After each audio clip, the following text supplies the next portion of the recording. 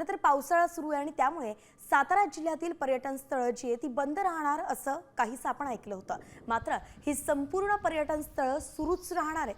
पर्यटन स्थळांवरील बंदीबाबत घेतलेला निर्णय जिल्हाधिकाऱ्यांनी आता मागे घेतलेला आहे. बंदी नाही तर फक्त मार्गदर्शक सूचना जारी केल्याचं स्पष्टीकरणही जिल्हाधिकारी संतोष पाटील यांनी दिलंय.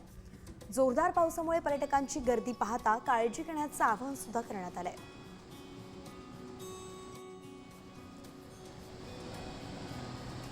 धबधब्याच्या खाली प्रवाहामध्ये उतरून आपला जीव धोक्यात घालू नये अशीच सूचना आम्ही केलेली आहे.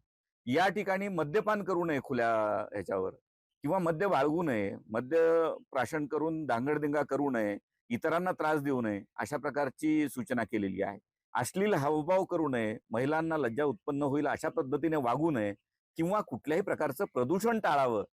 ज्याच्यामध्ये जलप्रदूषण असेल, प्लास्टिक, थर्माकोल किंवा खाद्यपदार्थ खाल्ल्यानंतर सर्व साहित्य इतस्ततः फेकून देणं, याच्यासाठी आम्ही प्रतिबंध केलेला आहे.